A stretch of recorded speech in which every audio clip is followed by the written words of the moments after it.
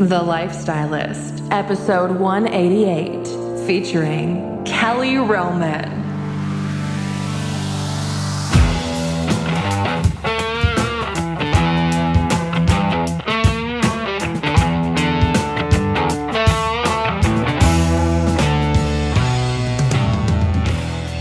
I'm Luke Story.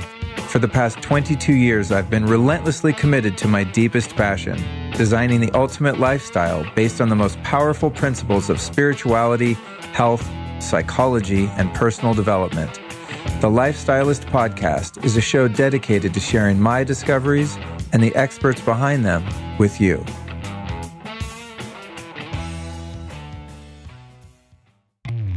This episode of the Lifestylist podcast is brought to you by my friends over at Juve. So for the past year or so, I've been doing something called Photobiomodulation. That's a super geeky term for using red light therapy. And Juve make a device that is hanging right here next to me in my podcast studio that I use just about every damn day. In fact, most days I use it twice a day. So why would you want to use red light therapy? Well, just like a whole food can be broken down into different vitamins and minerals, sunlight can also be broken down into different colors. And just like the nutrients in whole food, each color in sunlight has its own effect on our bodies. So once absorbed into your body, light energy is converted into cellular energy, which kicks off a series of metabolic events like the formation of new capillaries, elevated production of collagen, and the release of ATP. And red light therapy has even been approved by the FDA, and its effectiveness has been studied throughout the world. So here's why I use the Juve red light therapy device on the reg. Repairs sun damage, which I get a lot of, reduces wrinkles, which I'm getting a few of, enhances muscle recovery and peak performance. When I work out, I have that issue, heals acne and other blemishes, fades scars and stretch marks, speeds wound healing, reduces joint inflammation, and my favorite benefit of the Juve, increases testosterone production. So if you're interested in checking out some of those benefits for yourself, you can go over to juve.com/Luke. That's JOOVV.com/Luke. Here's the catch. If you use the code Luke at checkout, you will receive a special free gift. So go to juve.com/Luke, use the code Luke, and get hooked up with some Juve red light therapy. All right, you guys, I've got a favorite new product to let you know about. You know I'm into the green juice by Organifi, right? Take that shit every day. Well, now I'm on to their red juice. That's right. It's a red juice powder packed with antioxidants and immune-boosting herbs. It's got reishi, cordyceps, and 11 other superfoods. So the reason I like powders like this is because they're highly concentrated nutrition that's easy to get down the gullet. So you take a big scoop of this, you throw it in some almond milk or some spring water, whatever your drink of choice is, throw it in a blender really quick, or even just stir it up with a spoon. It actually dissolves really easy. It doesn't get all weird and chunky like some powders do. And then you've got the equivalent of basically eating a giant bowl of red fruit that day. But I don't know, it's just got a really good taste too. It tastes like, I don't know, it's sort of like strawberry juice or something like that. It's got a really like red fruity juice. So it's very different than the green powder that they make, which I also like. So check out the red juice by Organifi. You can find that at Organifi.com. That's spelled with an I. Organifi.com/Luke. And the even better part is that you save 20% off if you use our show code. And that code is, drumroll please, Lifestylist. So go to Organifi.com/Luke, use the code Lifestylist, and save 20% off your order of the red juice or any other product that they make. Friends and neighbors, what's up? Luke Story here, bringing you another episode of the Lifestylist podcast. Before I say anything, I want to say thank you so much for tuning in. We had a great year in 2018, and 2019 is shaping up to be even better. The downloads are flying in. The show's all over the place. You guys are sharing it with everyone. I'm getting some insanely cool guests. Sometimes I'm sitting here pinching myself. I just recorded a couple days ago with Maston Kip. That one will be coming out in a while. And it was absolutely phenomenal. I mean, I got to say, these 2-3 hour conversations of just, I don't know. It's just insane. I'm so grateful to be doing what I'm doing. And I just want to thank you. If this is the first time you're tuning in, thank you so much for finding the show, and welcome to the Lifestylist podcast. It's a show all about improving your life, mentally, spiritually, psychologically, physically, any possible way you can become a better, more fulfilled, happier person. I'm all about it. And what we're talking about today is definitely no exception. But before we get into this episode with Kelly Roman, I want to plug next week's show, number 189, because I got to say, every time I do a show, I think, now this one's my favorite. And people always ask me, actually, Luke, what's your favorite guest, or who have you learned the most from, or whatever. And it's oftentimes kind of the most recent one. And next week's show with Miles Neal, Buddha, Karma, and the Gradual Awakening, was honestly one of the most profound conversations in my entire life. And at 48 years old, being on the path now for 22 years that I'm on, trust me, I've had some pretty deep conversations, and that one is amazing. So make sure you subscribe to the show so you get an automatic download of that show next week with Miles Neal, one of the most prominent Buddhist teachers in the world, an amazing guy. All right, I also want to let you know that our guest, Kelly Roman from Fisher Wallace, was kind enough to give us a little hookup on the device that we're going to be talking about. It's called a Circadia. And funnily enough, I'm running an Instagram Live right now, and they're watching me. Hey, guys, they're watching me do the intro, because that's how I keep myself entertained sometimes late at night when I'm doing these. But I actually have the Circadia on my head right now. What it is it's an Electroconvulsive Therapy, also known as ECT device. Kind of like what happened to Jack Nicholson in One Flew Over the Cuckoo's Nest, just much less voltage, and it works. So first time I've ever tried this, but I'm wearing it right now. If you could only see me, guys, I look pretty sexy, I got to say. No, it's a strange looking thing that straps onto your head. It's pretty out there, but it works. It's amazing. I use it every single day, and it's super cool. So if you want to check it out, which I have a feeling you will by the end of this, you can go to circadia.info and enter the code Luke and save $50 off this thing. It's normally $3.99. You're going to save $50. All right. So there you go. That's from our guest, Kelly, and your old pal, Luke. Circadia.info. That's Circadia like circadian rhythm, spelled with a C. All right. Upcoming events. I'm doing the High Love Experience. I did this at Rama in New York City a few months back. It was a huge hit. I turned it into a podcast, or at least the lecture portion of it, which was released on Christmas Day, 2018. If you want to come experience this workshop live, you can join me February 23rd in Venice, California. If you want to get your ticket, which I recommend that you do, it's very easy. Just go to lukestory.com/events. That's lukestory.com/events. You come chill with me and, 50, 60 other Lifestylist podcast listeners. It is going to be super, super lit. In fact, I recommend that you wear fire retardant yoga clothes, because it's going to be fire. All right. Our guest, Kelly Roman, is co-founder of Fisher Wallace Laboratories, a medical device company based in New York City that was the first to commercialize wearable brain stimulation. As I said, the one I'm wearing right now on my head. We'll see how this goes. If I get through the intro, then you know it works, all right? So here's what we talk about in this episode. How does the device help your body release dopamine, serotonin, and fall into a state of deep relaxation with no drugs required? The history of electroconvulsive therapy going back to the 70s, when doctors started to explore it for depression in place of antidepressants.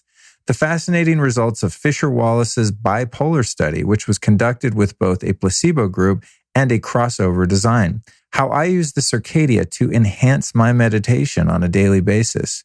The device's effect on your HRV scores, or heart rate variability. And by the way, it's a very positive effect. What it takes to legally make a medical claim for a device or drug, what causes clinical insomnia, and how we can all have a higher quality of sleep with and without medical intervention. Why improving someone's mood and sleep is hugely helpful for addicts trying to stay sober. The relationship between depression and your phone or social media use. And finally, other lifestyle practices that will help support your mood and quality of sleep. And again, if you want to check out the product that we're talking about in this particular show, I'm not trying to make this a commercial, but you're going to want one by the end of it, probably, if you suffer from these issues that I have in my life. So again, go to circadia.info, use the code Luke, and save $50 off this thing. It's pretty dope. And you can always find all the stuff that I talk about and share at lukestory.com/store. But more than anything, I just think it's a really fascinating conversation with Kelly, all about kind of the history of treatment of things like depression, anxiety, and insomnia, and what causes them. It's a very informative interview in that regard, whether or not you've even suffered from that stuff. He's a fascinating guy, very knowledgeable, and has a lot to say. So I'm really excited to bring you this episode with Mr. Kelly Roman.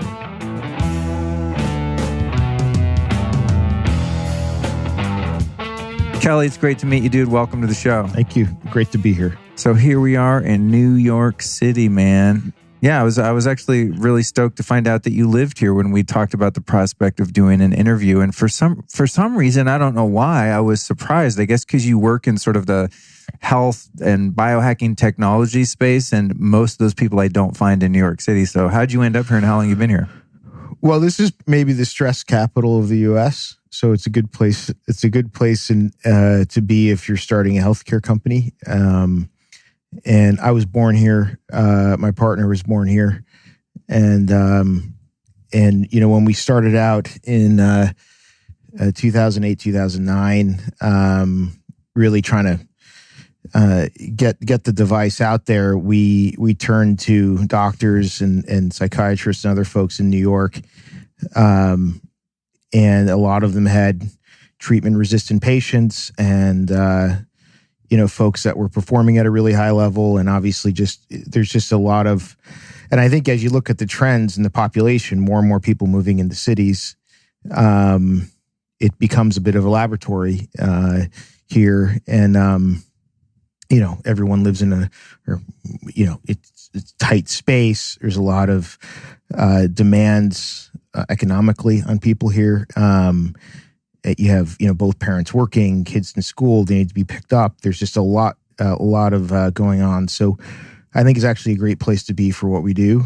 Yeah, it totally makes sense. Yeah, like bring the fire extinguisher where the fire that's right. Basically, right? So it's funny when I guess when I meet people that live here in New York, for some reason I'm very interested in the why, and I like it here. It's a great city. I have fun when I get here. I get in the rhythm and I get with the flow, but man, it's a really intense place to be for extended periods of time. It is. I mean, you got to find, I think, ways to find, you know, I mean, either you can go to Prospect Park, Central Park. It's pretty easy to get out of the city, you know, there's pretty strong kind of rail transportation out of here. Obviously, you can drive out, but even if you don't have a car, which most people don't have a car here, you can get out, and you know, so it's tight. But I mean, there's a lot of options out. There's a lot of beaches around here. The water quality is improving. And I used to, before I got into this business, I was actually pretty deeply involved in Riverkeeper, which is a environmental law firm that works to clean up the rivers, and so. You know, I was seeing people fish and people, you know, high school kids kind of building boats. And so there's actually quite a bit in New York that's kind of unrecognized, I think, for places to get away. Coney Island is great. I bring my 4-year-old there. So there are places to unwind. Cool, man. So you used to work in social media marketing. Yeah, I did things that like as well. that. Yep. And what prompted the move into the health technology space? So even though I worked in marketing, I worked for a VC-backed software company. I also worked for Nielsen Ratings. But my brother, Chris Roman, is now head of cell biology at Downstate Medical, and so he had a long PhD track in biochemistry before he became a tenured professor. And so I would always talk science with him and chemistry. And even though it was not something that I focused on academically, I had a lot of comfort with reading his journal articles and things like that. So when I met my partner who had bought the patents to the device and wanted to start this business around this device, I had comfort level reading the clinical trial work that had been done already, and I felt comfortable talking to scientists because I had, talked to my brother about that for a long time. So it felt kind of like a hobby that turned into a career. And we've performed a couple of studies since we took over the patents, one at Mount Sinai here in New York on bipolar depression, and we also did Phoenix House opioid addiction studies here in New York. Those are on my list for sure. So we've continued that. Yeah, those two things really piqued my interest. Yep. I'm more of a researcher of biohacking, health modalities and technologies based on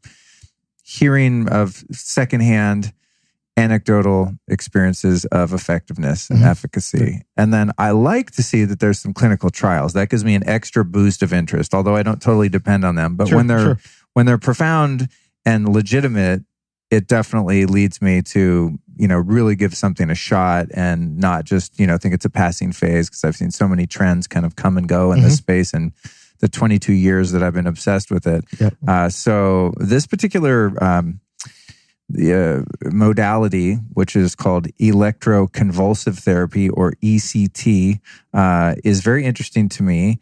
And I want to know what that is in your description. And is it the exact same thing as neurostimulation? Can we just call those two things kind of the same, or is there something that differentiates them? So let me kind of just run through the different forms of neurostimulation. So ECT, electroconvulsive therapy, is kind of the highest output. That's not what we do, but that's kind of a sister technology. So ECT, it's very confusing because they're very closely named. So ECT is something that you go into a hospital, you get put under anesthesia. Everyone's kind of seen the movies where someone's biting down on a stick and they give them electricity. It's not like that anymore. I see Jack Nicholson right now. Everyone sees Jack Nicholson, and that, frankly, was the biggest obstacle to our industry. But what happens now with ECT is you get anesthesia, like you're going in for a surgical procedure. They give you electricity. You do have a convulsion, but you're under anesthesia, so you don't experience it. But the neurological effects are there, and it has. They're still kind of figuring out the mechanism of action, but it essentially seems to kind of rejigger your electrical system, and the results in reducing suicide are actually very well documented. So ECT, if you're in a suicidal state, if I had a relative that was in a suicidal state, I would recommend ECT. I mean, it has a great result on reversing that. What we do, which is called transcranial alternating current stimulation, also called cranial electrotherapy, is more of a daily dose of that. So ECTs, you get one huge dose. With what we have a wearable that delivers a tiny dose, but over many, many, many, many days.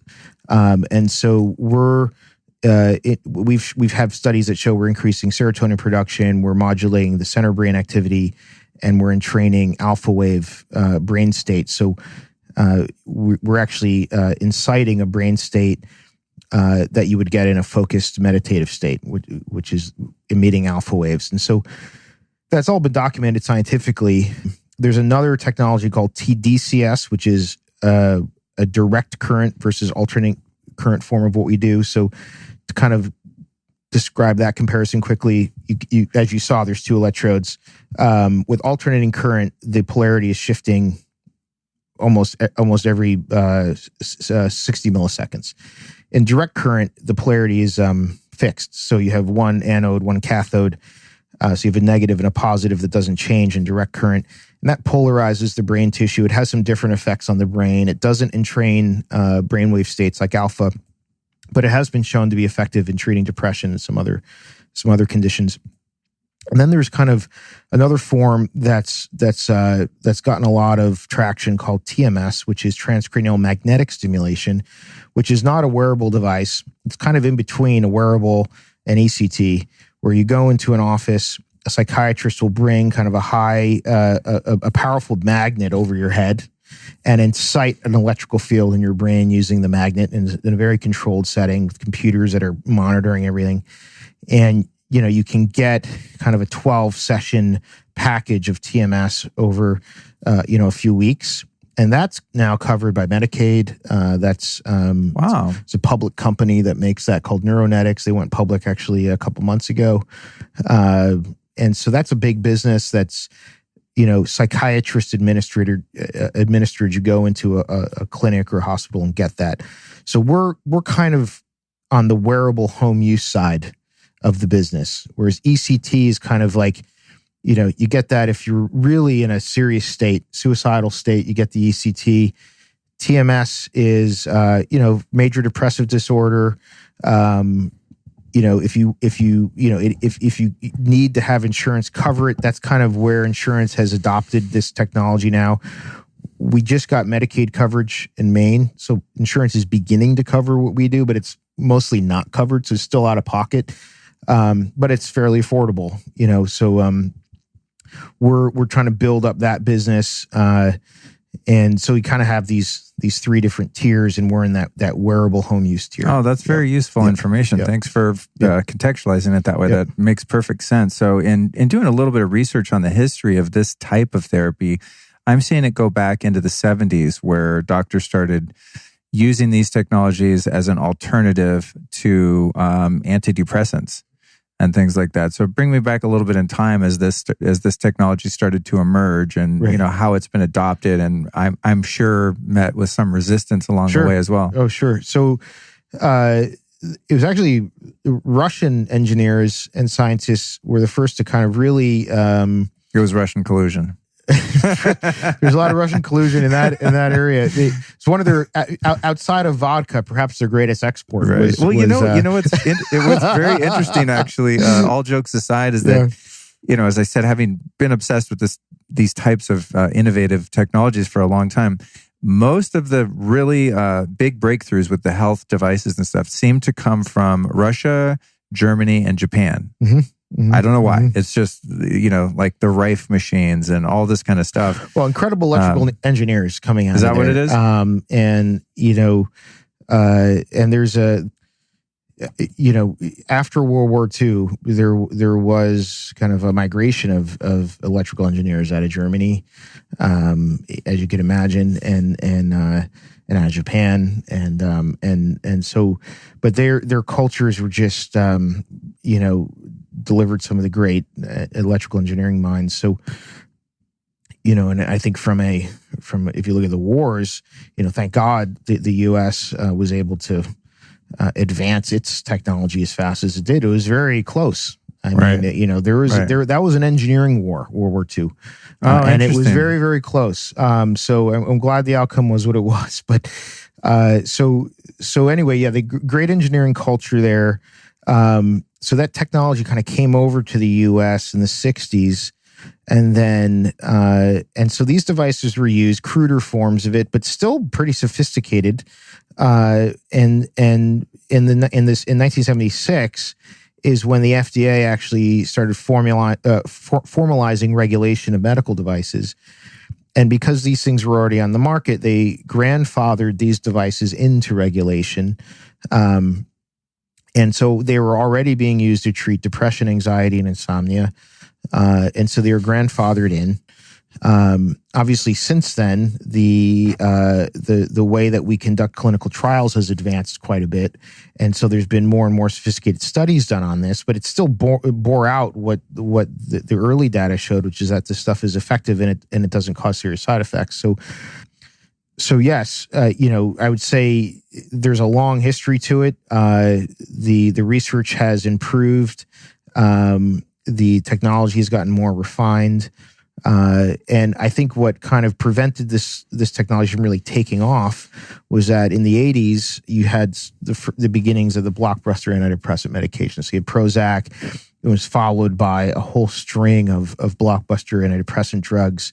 And the same on the anxiety side, obviously with Ambien and some other drugs. So you had just an overwhelming marketing message over television, and the sales forces that were marketing these drugs to physicians. And so between those two endeavors, you had patients who were constantly seeing drug advertising in television, and doctors that were pretty much being co-opted, whether for good or bad, by drug sales reps. And so it just was it created a medical culture of kind of drug first, and there's some validity to that. I mean, I think the whole clinical trial concept in terms of controls and specific endpoints has a lot of value. The problem is that in reality, most patients aren't just dealing with one endpoint. most patients don't just have a major depressive disorder symptom. They can have a whole host of other symptoms. They can have anxiety and sleep issues. They can have substance abuse issues. They can have a whole host of other problems, whether it's with diet. And so I think there's a whole constellation of issues that you're dealing with in reality, whereas a clinical trial just looks at a little slice of that. So that's the weakness of trials, but obviously the upside is that they're very rigorous in terms of when you're looking at a specific outcome, how do you get as clean data as possible and compare that to a placebo effect. So the drug companies, came in, they had a product that was shown to be better than placebo, and antidepressants are better than placebo. They're just not that much better. That's so scary, man. They're a little better. Yeah. And so if you have a placebo effect of 33% and you have a effectiveness of a drug of 40%, well, then you have a 7%, spread on that. Right. And so what we have tried to do since, lucky for us, when we came into the market around, Chip bought the patents around 2006. We finally started marketing in 2009. Most of those drugs are out of patent. And so around 2009, you kind of stopped seeing depression ads. You saw ads for everything else. Oh, interesting. Cholesterol, heart medication, but you didn't see depression ads on television because you didn't have the economics to support that after they went out of patent. And so we went into a market that was kind of devoid of in-patent drugs almost. There's a couple of them that are still around that were recently patented. All the big ones are gone in terms of their patents. And also by that point, you had patients and doctors who had either taken these drugs or prescribed them for 20 years who were like, there's a little bit of effectiveness there, but boy, there's a lot of side effects. Right. And so the patients were looking for things other than drugs. And the doctors were like, from a liability perspective, I'm not that crazy about prescribing a drug that may cause suicidal ideation or cause incredible weight gain or, have other side effects. Especially when the effectiveness may only be 38-40% chance, but you have that whole side effect burden. And then on top of that, we also came into the market right when wearables started to be adopted. So Fitbit was founded in 2006. Around 2009, people kind of getting used to wearing things on their wrist. Obviously today, not only are patients looking up their health on WebMD and so forth, but they're a lot will use a fitness band or Apple Watch. People are going out and getting their genes tested, whether to see what their heritage are or to see, if they're what their chances are for certain hereditary diseases. So the consumer is a lot more sophisticated. They're tapping into more technology. And so our device looks less like kind of some archaic, shock therapy and more like, okay, this is a wearable, just happens to be stimulation on the brain, but it's just another device that I'm using that has clinical research behind it to help me out. Almost no side effects. So I think that whole confluence of things has helped us to grow a modest business at this point. That's interesting how history has timing has sort of collusion. There's that word again. It's interesting looking at the timeline going from the 70s into the 80s then, and the rise of big pharma and the medication, and then the patents kind of fading out, and you guys being like, hey, wearables just arrived. It's an interesting interesting timeline there. And for those listening, of course, this is not going to be meaningful at all, but I would just like to remind listeners of the show that 99.9% of the time you can actually watch these interviews on my YouTube channel. Just search Luke Story and you'll find them there, because sometimes there are interesting things to see other than just our mugs. And we have the Fisher Wallace Stimulator here in my hotel room in New York City because I don't go anywhere without this thing. And I'm not trying to kiss the ass of a guest, but honestly, I freaking use this thing religiously twice a day, and you can see how dirty my little headband is. We'll send you some more headbands. I actually have. So for those of you listening, and you can use any headband, by the way. You can go as fashion forward as you want. I didn't even think about that. I could get a full on a robe-size totally. 80s terry cloth headband. Totally. But for those of you listening, just imagine. So I've got a little Velcro strap that's about 1 inch wide, and for those of you watching on YouTube, of course, this would go on my head like that. I have my headphones on, so you can't really tell, but just imagine the headphones or the head strap is on, and then these little sponge electrodes go on your temples, like so, and you wet them, and then you turn on the device, and there's a dial which is able to control the intensity of the signal, which starts out very subtle, and it's definitely noticeable, but I find it quite pleasant even now at the highest setting. Of course, I'm always on the highest setting because I'm Most extra. people do that. Yeah. I do that. But I wear it at level 4. You do? Yeah. But it is very convenient, and it's like, I guess one of the reasons I want to interview you is I'm like, how the hell does this thing do what it does, which is amazing. And I just love turning people on to weird stuff like this, because I used to be on medication, man. When I was, in my late 20s, I was in a really... I was too. Oh, you were? Yeah. I was in a really I've taken Lexapro, Wellbutrin. The thing with serotonin reuptake inhibitors, SSRIs, is that 80% of serotonin is actually created in your gastrotract.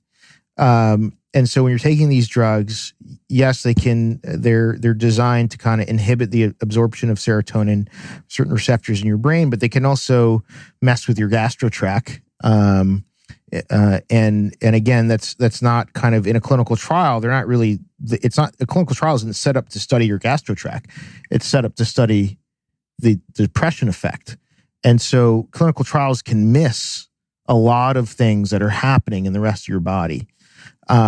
And that's why even if something's approved for something, and it can be effective for that, it takes usually some time for patients to use something. Our device this device was approved or cleared by FDA, and there's a difference between drugs and devices. Devices are typically cleared, and they can go through an approval process, which is different than a drug, which there is no clearance. You have to go through an approval. With devices, this was cleared in 1990. So these devices have now been used for 28 years. I wish I would have known, dude. So, which is hard to believe, right? But it's also nice to have a track record. It's like, look, if these things did bad things that we weren't looking for in a study, it would have been teased out over the last 28 years. I mean, we have 40,000 patients. We have a couple of competitors. So we have enough active patients. I mean, 40,000 patients. Your average clinical trial for a drug is around 1,000 to 3,000 patients, which is large. And, it costs about $10,000 a patient to run a clinical trial. Wow. So you're looking at $100 million. Wow. So, for a big study, right. At least 10 million for a small one. And so we have 40,000 patients now using this device. We've done smaller scale studies between 20 patients and 400 patients with this device. That's just so, it like pisses me off that I find things so much later. In 1990, I had real problems. Me too. With addiction, depression, anxiety. Then when I was, must have been 27 or so, I was really having a hard time living in this body in the world. And so I went to see a shrink, and they put me on something called Effexor. Sure. And man, that stuff really devastated me for a while. It was all side effects, made me really nuts. It's just, from what I understood, it was supposed to have the and I'm not, saying, no, if you're on Effexor, don't take it. Listen, I don't care what people do. They just don't hurt other people, and I'm happy. But I was on this Effexor stuff, man, and I was insane. It acted in my brain like crystal meth. It made me so obsessive, so compulsive, and I'm already that way just naturally. So it amplified that. Maybe I was less depressed and less suicidal, but we should drive around these alleys in LA and look for furniture to refinish, and I would find some old beat up dresser, and I would take it home and just tweak out like a meth head and refinishing it and doing this faux finishing. I mean, creative kind of fun work. Sure, I wasn't hurting anyone. I wasn't robbing little old ladies to get a Effexor. But I was not happy, and I was just a basket case. So it's like a time in my life, I'm like, oh, gross. I just have this sticky, nasty feeling from being on meds. And if there had been a podcast like mine around that said, hey, that's cool, but there are actually alternatives that are less invasive and less prone to side effects, I would have been so freaking stoked. So... Well, let me, if I may, use that, because a lot of people probably are not aware of this. So a lot of very successful people like yourself and I'm not saying that you are bipolar, but a lot of successful people are bipolar, and they get a lot done during the mania phase of bipolar. And if you're bipolar 2, that means that you have mostly depression symptoms and some mania. If you're bipolar 1, you have mostly mania and some depression, but mostly it's mania. So bipolar 1 on its face sounds not as bad. You're not as depressed as much. However, in bipolar 1, when you have a lot of mania, that can be actually more risky to patients because they tend to take a lot more risky behaviors, whether that's driving fast, drinking, sexual. It's when you're in that mania stage, kind of your filter on risk can go out the window.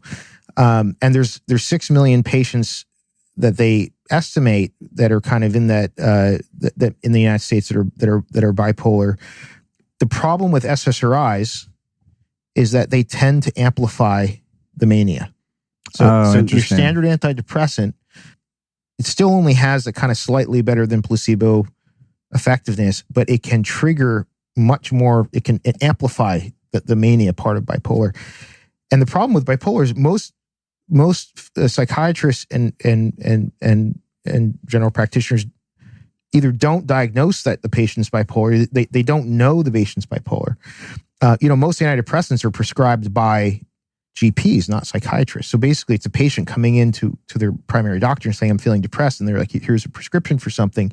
They don't diagnose the bipolar. I think when I interviewed Kelly Brogan, she was talking about that. She probably did. I found that to be a terrifying fact. Well, it is, and this is part of our pitch to be transparent to doctors. Is like, once you, it's going to take a bigger study than what we do have data. It's going to take a more definitive study, and we're working on funding that now, where mainstream medicine will say, okay, you have a drug level study. Again, very, very expensive, but that's enough for me where I can just start prescribing this.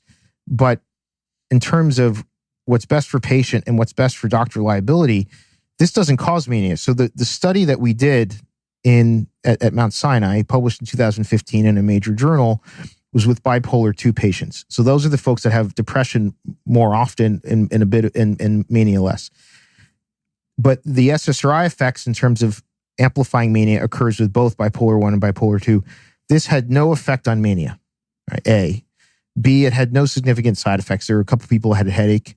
But this is such a safer treatment for bipolar patients than an SSRI for treating depression. But most doctors are still going to feel more comfortable with the SSRI because they've been trained that way in medical school. They're meeting with the reps. You almost can't blame a lot of them. This is what they've been taught. This is some of the younger doctors. I think now, people who are out of medical school, out of the residencies, we're talking about people who are just coming into their full practice. They're in their 30s, are more comfortable with this kind of technology. They've been educated on it a bit more. But in healthcare, it's not just like, oh, I have a great product, here's some marketing. I mean, you're talking about medical school training, you're talking about sales force, you're talking about massive clinical data to kind of compete with what drugs have at that kind of economy of scale. It's very tough. Thankfully, Maine Medicaid has said, the work you did with opioid patients in your Phoenix House study, it's not airtight. You didn't have a placebo group. So we saw active treatment and we saw people who didn't have your device, but we didn't see people who were using a device that was actually shammed out, which means it looked like it was working, but it wasn't actually working. That's kind of the gold standard. You want a placebo device. Our Mount Sinai study on bipolar did have a placebo device. And what was interesting about that is that the patients who were on the placebo device had a placebo effect. In the first week, they all said they felt better. And then second week, they went back to baseline. And then we did what's called a crossover design in clinical trials, which is you take the placebo group, and then at the end of that phase, you give them an active device. And those people had a durable decrease in symptoms, and as did the active group to begin with. So the crossover design is a very powerful part of a clinical trial. We did that with this for bipolar. So if there's any people out here listening to the podcast, either who've been diagnosed with bipolar or who may have a sense of their own behavior patterns that, I'm pretty manic a lot of the time. I may be a CEO of some company and I can get a lot done when I'm manic, but there are also times where I can be like, I can't get out of bed for a weekend kind of thing. I would say go meet a doctor, go your psychiatrist, talk about bipolar, do research, but this is a great treatment for that because it's not gonna trigger or amplify the mania. That's very interesting because I never knew how to phrase what I used to experience when I was on this Effexor stuff. But I would say it amplified my mania. I didn't know. It struck me when you said that. That's why I went into that story. But I didn't know until this moment that I had mania. So that's news to me. But I was freaking nuts. And at that time, I had just very recently gotten sober. So I was increasingly becoming more sane. But still, I was just so depressed. I mean, I just days like you said, I couldn't get out of bed. Well, alcohol for mania is for many patients a way to kind of try and just wind down. It's like you're in sixth gear when you're in mania, and it's like, what can I like? Going for a run won't necessarily do it. It can help, but like people want a way to wind down, and going into the alpha state, the alpha brainwave state is that meditative focus state. So again, I don't want to. This is not a panacea, but for a lot of bipolar patients, this will actually help them relax a bit during the mania phase. So, that's interesting. Yep. And I want to go into the neurotransmitters and sleep and all kinds of stuff. I have a lot of ground to cover here because I'm so fascinated by these technologies. But one thing I did not know until you just mentioned it was the brain waves. Mm-hmm. And the alpha waves. A few years ago, I say it's a few years ago now, I did something called 40 Years of Zen, which was a partnership which has been kind of co-opted by Dave Asprey from Bulletproof. So I went to Sedona and I did neurofeedback training, like hours and hours and hours of it per day. And this particular style of neurofeedback was to increase alpha. And that had a profound impact on my life in so many ways, which were immediately evident, to the point where I've continued to do neurofeedback training, not necessarily to increase alpha, but I didn't really know of anything else that could actually increase one brainwave or another, other than a couple random PMF devices and things like that. I use something called an amp coil, which I travel with everywhere, and you can use that for that. But I didn't know that's what I was doing with this because it's interesting. I use my my Fisher Wallace device when I meditate because it's a 20-minute treatment, is it not? It is. Yeah, it the is. timer's on 20 minutes. So I meditate typically 20 minutes twice a day. And I never emailed you guys or asked anyone. I just thought, I don't know, I actually feel really good and chill. It doesn't seem to interfere with my meditation. If anything, it enhances it. It definitely doesn't take me out of it. And I think that's the missing link right there is the alpha state, which is the inherent state to the style of meditation that I do. So that's cool. Absolutely. No, that any patients, if they're telling us over chat or email, I do meditation, can I use it with that? Right?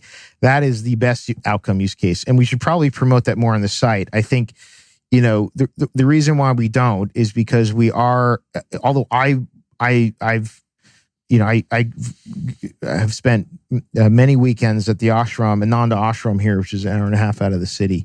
I love yoga meditation, but in mainstream medicine, unfortunately, the moment you say meditation, people think it's kind of out of the scientific realm. Well, it's not. This is actually the oldest science, right? And so we don't kind of promote that heavily on our site, but people who do meditate, we got a lot of people who give us the feedback of what you just said. Cool. Transcendental meditation as well, like Dr. Richard Brown at Columbia has worked a lot with Ray Dalio's organization that's doing transcendental meditation with PTSD patients, firemen, folks from 9/11. And Brown is one of the biggest prescribers of our device and has kind of turned a lot of transcendental meditation folks on to combining it. But the alpha, so this device delivers 15 hertz, 500 and 15,000. And the alpha wave brain state is around 14-ish hertz. And the researchers, there were two engineers, electrical engineers, who built this. In the studies they did, found that this frequency package was the best thing to kind of deliver that entrainment of alpha waves. And so, and there's been more and more kind of better, high quality academic research on transcranial alternating current stimulation, TACS, that has proven out that it really does not just get your brain into that alpha state, but after you turn the device off, it keeps it in that state. So it's called entrainment. It's not just about having your brain in that state for those 20 minutes. It's about how many hours afterwards does it stay in there. The research shows that this can be several hours after that. And what we recommend is 6 hours. If you're going to use the device twice a day, have the 6 hours in between. And so, we usually recommend to patients morning and evening, so when you wake up and, a couple hours before you go to bed, because patients will ask us, should I just wear this all day long, all the time, never turn it off? And we're like, you're not really, there's diminishing returns. So use it twice a day, you're fine. Right. So we have more research to do. I mean, we want, the thing is with drugs, with antidepressants, and there's actually not that great data on mechanism of action. I mean, they can show increases in serotonin, but they don't really know all the other things that are happening in the brain at the same time. We'll be right back at you after this brief but important announcement.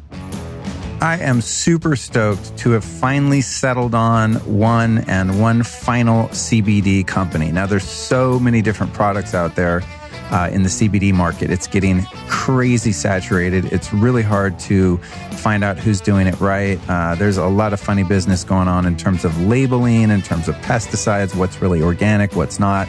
Even the term organic now is pretty loosely used within the supplement industry. So I'm super stoked to bring you Cured Nutrition. These guys make super legit CBD products out of Colorado-grown organic hemp. Now, keep in mind, this is a CBD product, not a THC product. So you don't have to worry about, crashing your car because you're so faded or whatever really stoned people do. It's not psychoactive. You're good. You can use this before you go to the gym, after you go to the gym, on your way to take a test at school, whenever. It's not going to have a negative effect on your cognition. However, it will relax the hell out of you. It will help you sleep. It will take away inflammation in your body and do a number of things that CBD products are scientifically proven to do. There's a lot of research on this particular plant, and I'm very happy to have found Cured Nutrition because they're doing it right. I'm also just happy to support this plant. I really believe in hemp and cannabis. I think it's something that should not be demonized, but something that we should continue to study and use. So I use their products, like their little snacks. The cookie dough they make is delicious. And then, of course, I just take their oils and their gel caps. I also love all their different spices. Some of them are sweet. Some of them are savory. It's a really easy way to get CBD into your diet if you get some Cured Nutrition goodies. So here's the site I want you to go to. Go to curednutrition.com/The Lifestylist. Again, that is curednutrition.com/The Lifestylist. And of course, I've got you a hookup for 10% off if you use the code Lifestylist at checkout. curednutrition.com/The Lifestylist. And now back to the interview. With the serotonin, yeah. So I understand how the alpha wave works. I mean, there's different hertz that your brain produces. There's an energetic signal that's produced by your brain, and that's in neurofeedback. And if you do a QEEG, and they hook your brain up to electrodes, and a computer tells you the waves of energy that are coming out of your brain, essentially, and then you can entrain those. So if we're at 14 hertz approximately for alpha, and this is delivering something within that range, then that would be the logical indicator that you're encouraging the brain to do more of that, and then entraining it so that later on, as you go live your life and hop on the subway and do whatever you're doing, that your brain is still actively producing that, which alpha, by the way, those listening, is a really good feeling. When you're in alpha state, it's quite nice. Alert but relaxed, which is the thing I'm always trying to fine tune. In terms of the serotonin, then, when we get into is a neurotransmitter, right? Okay. When we get into the neurotransmitters like serotonin, why does electricity tell your brain, hey, make some of these feel-good juices that we call serotonin? So the real answer is we don't know why, but I would say that the serotonin, from what I understand, is we know that it increases from using our device. I would not say that is the the primary kind of trigger for all the other effects. I think it's probably more of a signal that we're modulating the default mode network, which is that center brain region, which can fluctuate in activity depending on if you're fight or flee. And there is published data, I'll say not with our device, but with our competitor, which is similar, where they showed that it successfully will modulate the default mode network to reduce that fight or flee signal. And that we know with transcranial alternating current that it has that entrainment of alpha wave. And so the serotonin may be a result of that as opposed to what's causing all of that to happen. Oh, right. So I think we're still, in terms of, we deliver electricity and then what's the cascading effect and what are all the things that are triggered? We don't have enough data to paint that clear picture, and neither do the drug companies with their SSRIs, by the way. So it's just not that clear a picture. Right. What we do know is a skeptic will say, does this even have a physiological effect? Meaning, if you put this on, how do you know it does anything? Well, we do have data that shows it increased serotonin, modulates default network, and it entrains brainwaves. We have data on that. So there's a physiological effect. How that all is occurring because of the stimulation, we're not that sure. But we do know there's a physiological effect. And then in clinical trials, like the one we did at Mount Sinai and bipolar, you give a patient, the Beck Depression Index, or the doctor fills out a Hamilton Index on depression. It's a questionnaire which ranks all of the different feelings, hopelessness, sleep, quality, all those things. So you can measure decreases in depression. And so we know it does that. So we know there's a physiological effect.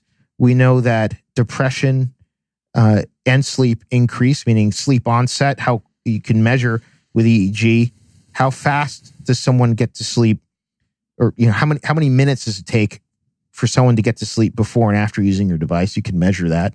You can measure how long they stay asleep, and you can do that precisely with EEG. Without EEG, it's harder. But with EEG, you can measure the brain waves. You can see when someone's asleep and when they're not asleep. And so we have physiological effect. We have symptom reduction data. On the how that all works, not as clear. Right. I mean, a lot of things that are effective, both scientifically and more in the metaphysical realm, are sort of innocuous, and we don't really know. It's like, I know meditation makes me super happy. Why? Can you prove it? I don't know. You can't drill a hole in your head, right? During a study. So you're looking at what are the limits of brain imagery, and that's actually a field that I'm extremely excited about. I don't want to go too tangential, but I can tell you that in 10 years, you won't just be using this device by itself. You will have sensors that will be measuring how your brain is reacting in real time to the stimulation, and then customizing the stimulation to your brain so that it's delivering an effect that is measurable in real time. That's already being studied now. The biofeedback version of this kind of. It's called closed loop neurostimulation, right, where you're using real-time brain imagery to inform what the stimulation is. Now, the limits to that are the cost and the fidelity of the sensors. You can't have a $10,000 unit or $50,000 unit, which is kind of what it costs now. You need a $500 sensor headset that has incredibly high fidelity, and not only high fidelity to see what's going on in the brain, but what parts of the brain actually need to be turned on and off to reduce depression. You kind of have to know that as well. We don't really know that yet. We know that people who have depression, who tend to be good patients for stimulation, tend to have a lower dorsal lateral prefrontal cortex activity. So the center of the part of the brain beneath your forehead tends to be underactive in patients that are receptive to brain stimulation. That's also been shown. But so what do some TMS companies are trying to just stimulate dorsal lateral prefrontal cortex? They're getting okay results. So but not great. So it's not just the dorsal lateral prefrontal cortex. There's going to be center brain. There's going to be other regions that are involved. So that science has to catch up along with the science that's fidelity and customizing the stimulation. So I think for probably 10 years, a fixed output device is going to be what people are going to use. But eventually it will get to everyone's going to have a different customized neurostimulation. That's exciting. Yeah. There's something sort of along the lines of that called the Muse Headband. Yeah. And they sent me one of these and EEG. Yeah. And it's interesting because I don't use it all the time because I feel like I'm, for lack of a better term, pretty good at meditating. Sure. Been doing it for a long time. Sounds So like it. I don't get the sense that I'm, not getting all the benefits or falling out of it, or I don't find it difficult. It's just automatic. Mm-hmm. But that's a really interesting device, the Muse, which I think I have on my story, lukestory.com/store. It's like a biofeedback, cheap commercial. Cool. Your phone device. tells you like how you're doing in your meditation, at what points you came out of those deeper states of consciousness and all that. It's a really amazing tool, I think, especially for people that are newer in meditation or that even lack the discipline because it's not gamified. There's no there's no reward. Like, I don't know. Was I meditating? I'm not really sure. Right. You don't really know, in a sense, especially when you're newer at it, or you're just that type A person that just can't stand meditating, but know you should. So I think the Muse is cool in that sense because you can kind of peek at your brain. Your brain's getting that feedback, and you're knowing what worked and what doesn't, or if you had caffeine, or you ate, or your kid's running around, or the dog jumped in your lap, or whatever happened. You can see, at that point, I jumped out of it. And I love the idea of just biofeedback in general, of, getting that data back in that closed loop kind of thing. Yeah, and that's a cheap sensor and fairly. And I think the sensors that are showing even more promise than EEG are the near infrared sensors. The infrared sensors kind of track blood flow, which is correlated to neuronal activity. And that's where there seems to be a lot of progress in sensors, and it'll probably be a combination of the EEG sensors that Muse is using, plus these infrared sensors. Oh, dude, like the Oura Ring. Oura Ring, right? Yes.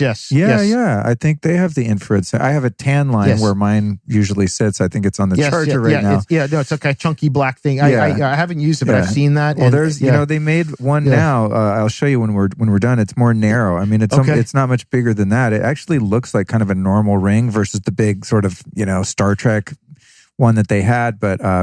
What's interesting is it can monitor heart rate a little bit more accurately. And HRV and REM sleep and deep sleep. So I've been playing around with your device combined with that to get some data. Get some data and see. And it's tough. I mean, I always have to be transparent and honest before I get too excited about something. I do so many things to improve my life on every level that it's difficult for me to pinpoint one thing. It is. So maybe I started taking a different kind of GABA at night, and that it's like if I really wanted to be the proper guinea pig that I like to be for the benefit of myself and to be able to report my findings to whoever's listening to me, I really would need to do isolated tests where I stop every intervention I'm doing, and I just use the Fisher Wallace Stimulator, and I track my sleep with the Oura Ring, and I see before and after, with, without, etc. Unfortunately, I don't have the discipline to do that because I'm just full on, and I do everything all the time. That said, I have to say that there's a marked correlation between the arrival of the device in front of us, which was maybe, I want to say 6 months ago, 5 months ago, something like that, and tracking my sleep on the Oura Ring. My sleep is pretty freaking good. And the real test of it is when I travel. When I travel, my sleep gets smoked, especially when I come to New York City because of the circadian disruption of changing time zones, the EMFs here in the city, the noise, the just not being in an environment that is controlled like my environment, obviously in my own bedroom. But I brought this, obviously it's sitting in front of us. I brought it with me, and that is not a mirage. And my bed's right across from our interview here, funnily enough. But I'm looking at my sleep app, and I'm like, damn, first night in New York City, I'm getting a 93%, sleep. I'm like, what? Usually I sleep like crap for the first 2 or 3 nights, and then I kind of settle in. And I'm very ineffective when I travel typically because my sleep suffers so much. I have to kind of book in extra days to recover from flying and then recover from the interruption in my sleep. This trip here, I landed on Tuesday night. The next day, banged out 2 recordings and was just like actually pretty on point. And I think that's great to hear. Yeah, it's because I was able to really optimize my sleep and, kind of force myself into another time zone. So, see, it's like when I was using... insomnia is one of our FDA indications, and I tend to focus too much on the depression. Well, I want to get into both. But insomnia is very effective for that, and we have gotten... I'm not going to mention his name, but we were approached by a Navy SEAL on SEAL Team 6, and most Navy SEALs, in the last 20 years, they use a lot of Ambien. And why? Because they're operating at night and they're sleeping during the day. And Ambien is so nasty. Well, if you come out of that career and you've been taking Ambien for 15 years, and you don't want to take it anymore, and we were able to get him off Ambien. We've done that with a lot of other patients. We have a retired general on our board, Steve Zanakis. He works with a lot of PTSD patients, special operators.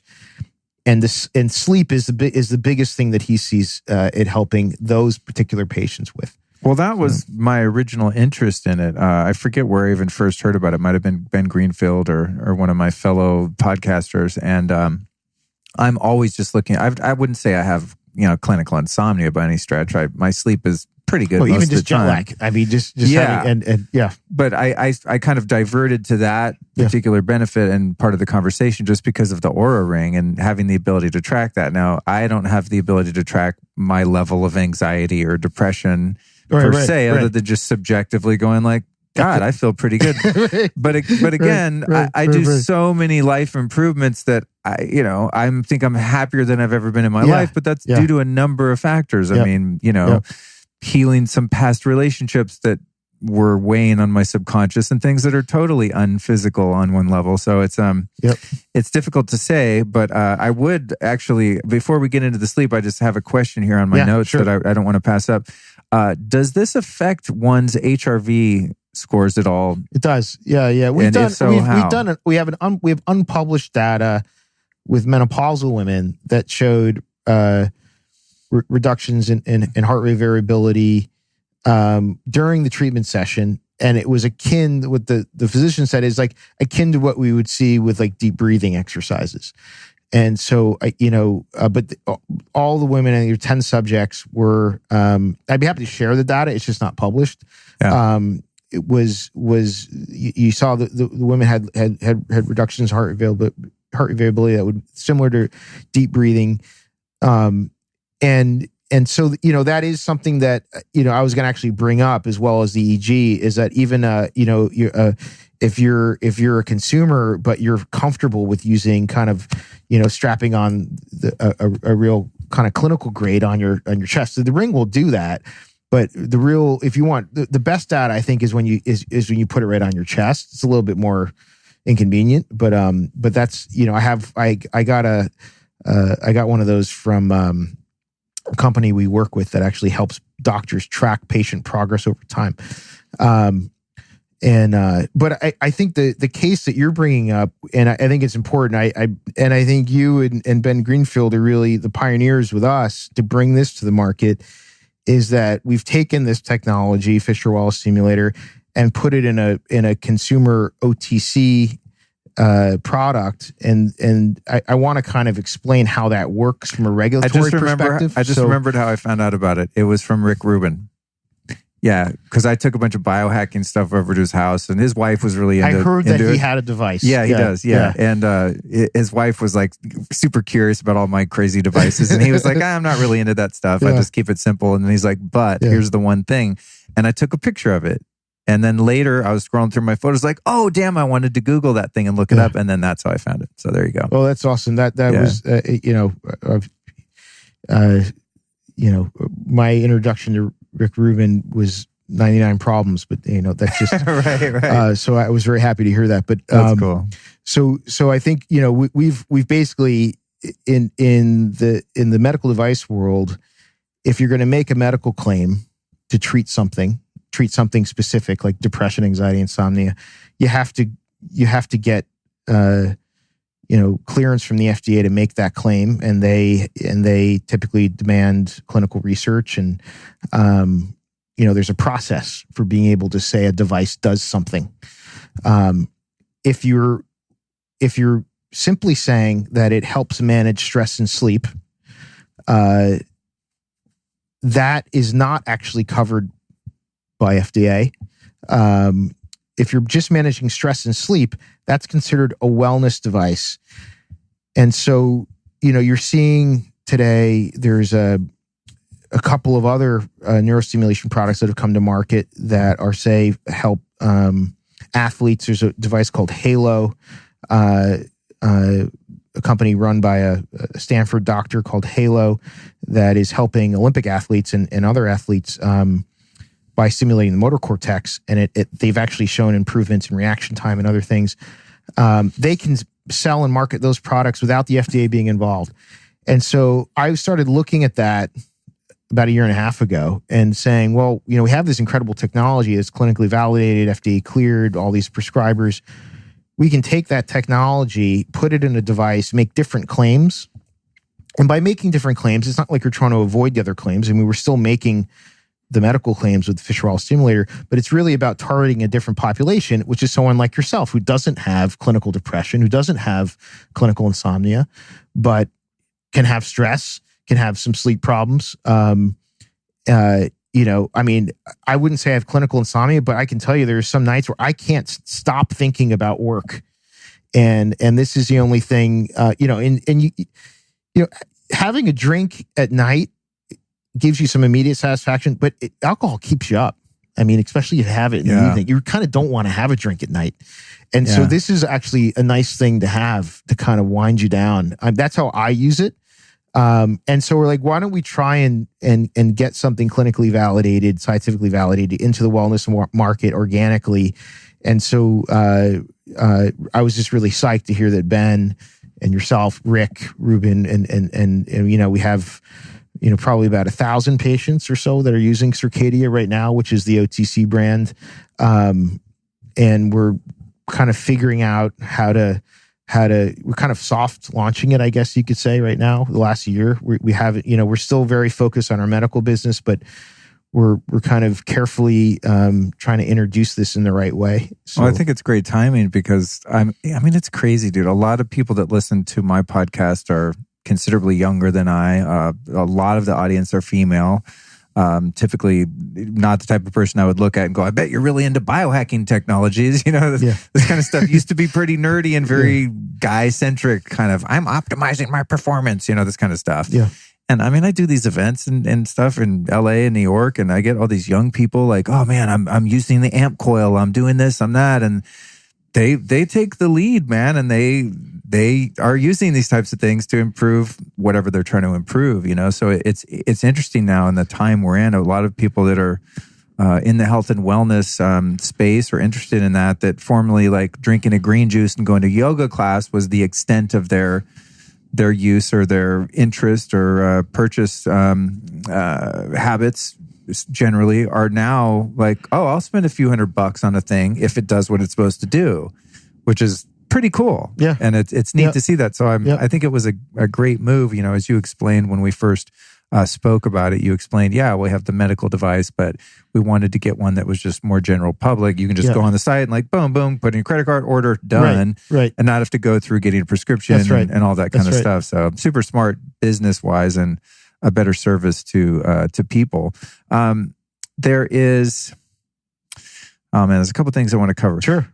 Well, I want to get into the Phoenix study and the addiction element, but before I do, because that's going to open up a whole can of excitement in my mind. Let's go a bit deeper into the sleep because my dad has suffered from what I would say is clinical insomnia for years, and it's funny because right when I discovered this, which I really believe would help him, he was going through some personal growth and spiritual growth, and he's kind of like me, like I want to say borderline hypochondriac, but like constantly talking about health problems and supplements and vitamins and diet. And, I think at one point realized that he was sort of getting so caught up in constantly obsessing on fixing problems and things like that, that it on one level was kind of psychologically a burden or a barrier to progress. And so at one point, right before I got this, he sent me an email. He said, Luke, you know what? I found something that really works. It's helping my nervous system. He found this modality that he's doing that's more psychological, spiritual kind of stuff.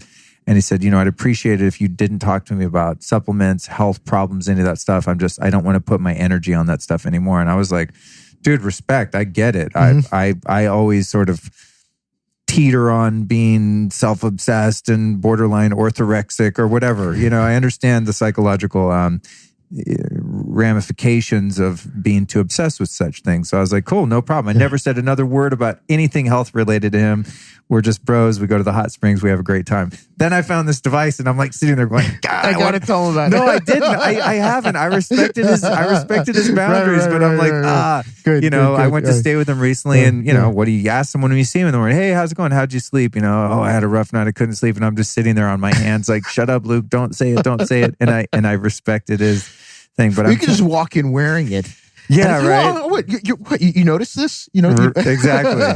So right on. As much as I respect his path and his decision to, you know, find another means by which to heal from his issues, I'm kind of just waiting for him to go, hey, Luke, you heard anything good for sleep lately? But this is something a lot of people have problems with. I wish my dad would use it, but no, he has not. He has not yet. My mom has used it. Your mom has? Yeah, my dad was, you know, he had me late in life. He was actually a drill sergeant in the Korean War. Wow. And so, you know, he plays basketball at 6 o'clock every morning. He's in his early 80s. Are you serious? Yeah, no, he's amazing. Wow. But I would like him to use this to chill out. Frankly, but he has not taken me up on it yet. But that's amazing, man. Good for him. Hopefully you've got those genes. But when it comes to sleep, you know, this is something that, thank God, you know, people like Arianna Huffington and some very mainstream people with very loud voices are talking about, like, wow, this sleep thing is crucial to your health, and it's really a hot topic. Tons of books coming out, tons of podcasts, etc.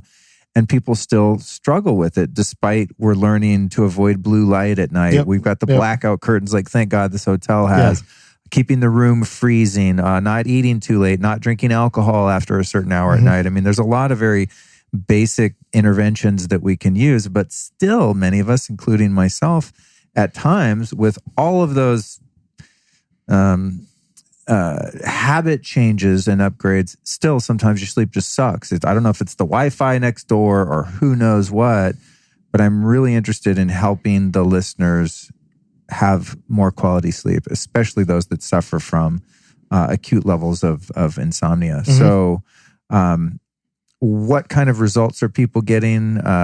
Any studies, anything you want to say about sleep? And also, what are some of the common causes of insomnia? I mean, when it is clinical insomnia.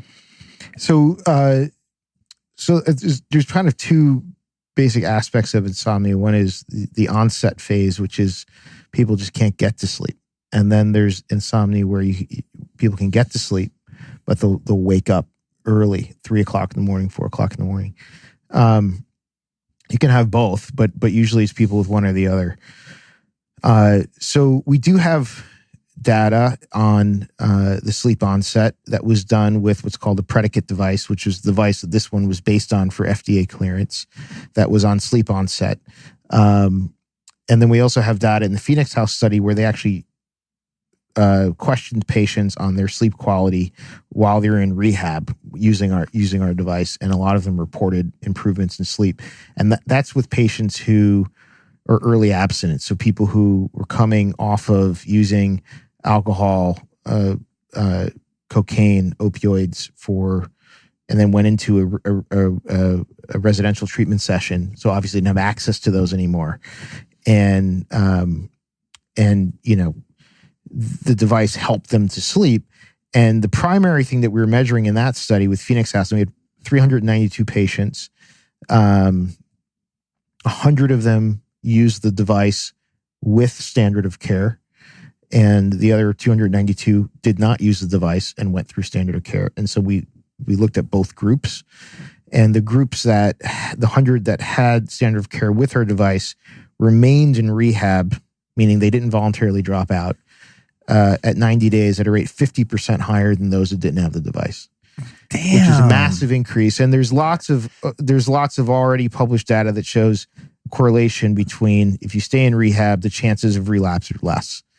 And so that's the data that Maine Medicaid looked at and said, this is worth, us paying $600 a patient to give them a device. Like, even if it only works for half the patients, that's going to save us a lot of money and deliver better outcomes. And so the founder of Phoenix House is actually on our medical advisory board, unpaid. None of our medical advisory board members have any stock. They're not paid. Frankly, they're just doctors who realize that we have an uphill battle, to kind of position our treatment option on kind of any level close to drugs, and so they help us. And whether it means trying to get studies done, talking to other doctors, we'll have people talk to them, hospitals and so forth, because they are very highly credentialed physicians. And so the way that it helps people sleep, I think there's a number of ways.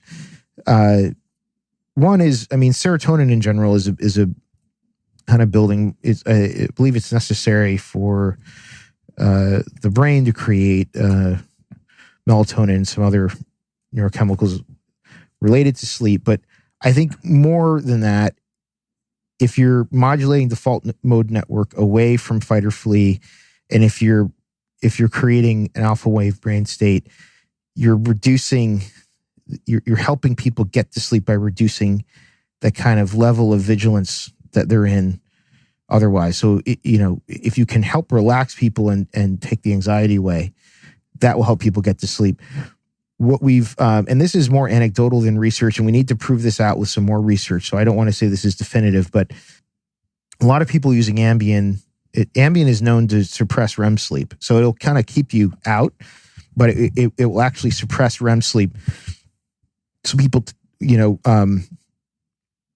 when some of the unpublished data that we have shows that we can restore REM sleep, people will actually dream when they use the device vividly. It won't necessarily be violent, but it's just there'll be high fidelity to the dreams. That's actually a common feedback we get from patients. I don't know if you've experienced that yourself. Maybe you already dream, maybe you don't dream. But well, that's funny. I'd be curious to hear. That's funny. I haven't made the correlation, but now that you mention it, I have been having some pretty out there dreams, very vivid dreams. Yeah. It's interesting. A couple of weeks ago, I'm trying to remember what I dreamt about, but something very sad happened in the dream, and I was crying in the dream, and I woke up and I was all covered in tears.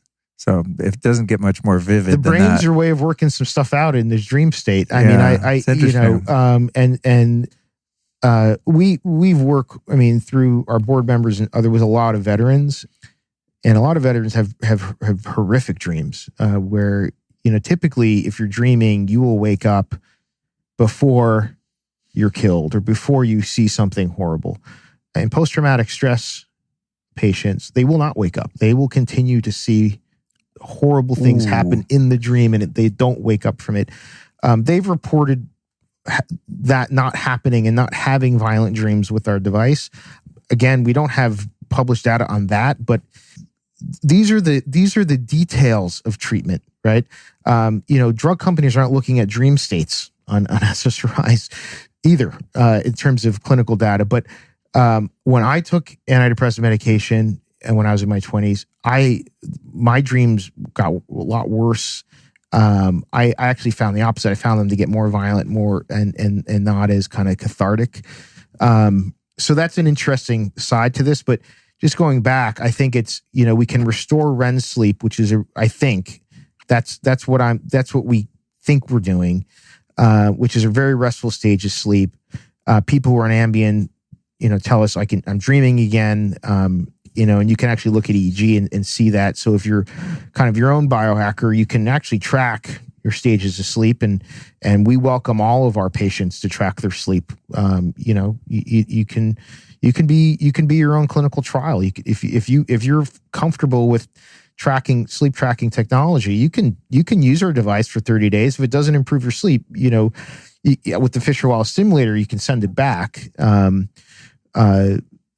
if and so I think getting people to sleep, the onset seems to be where most people are turning to us for, who they can't get to sleep, and that's where the anxiety reducing properties of the stimulation are helpful. Right. And from what I understand, it actually has the ability to lower cortisol. Yep, we have that tracked for our device. We have a published study. It's on our website.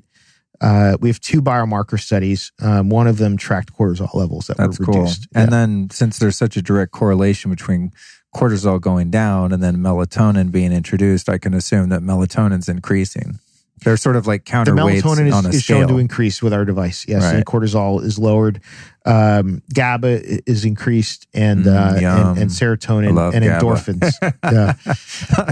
I'm a natural endorphin junkie. I love GABA. Sometimes I take the supplement like a lot and go, whoa, damn! I feel I'm going to get a DUI. I think if I take too much GABA and try and drive around. Okay, so cool. So we've got the insomnia piece kind of covered. The last thing I wanted to get into, which you alluded to, was the 2009 Phoenix study, where you're, having great results with addicts, and you were talking about it in the context of their sleep improvement. What about relapse prevention and things like that? Because this is very interesting to me and many of my friends that would love to be relapse free forever. Well, the relapse data, just to go back to that data point, is if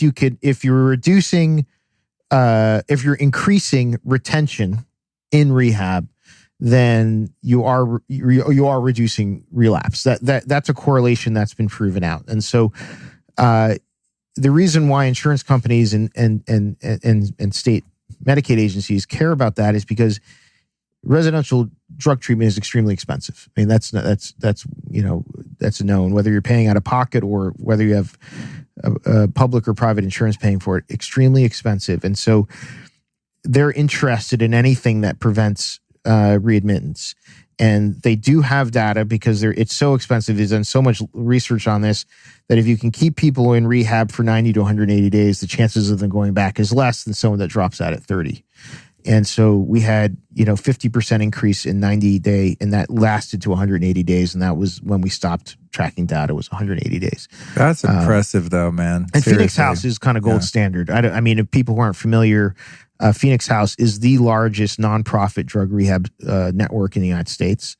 They were Mitch Rosenthal, who's on our board, who founded Phoenix House, was wise enough to use donated philanthropic dollars that were given to the organization to buy the buildings that they were doing this work in Manhattan decades ago. So these buildings are now worth hundreds of millions of dollars, and so it's vertically integrated. He owns the building, right. And they had to raise some money recently, and they just sold one building for an incredible amount of money, and that helped fund them for another long period of time. So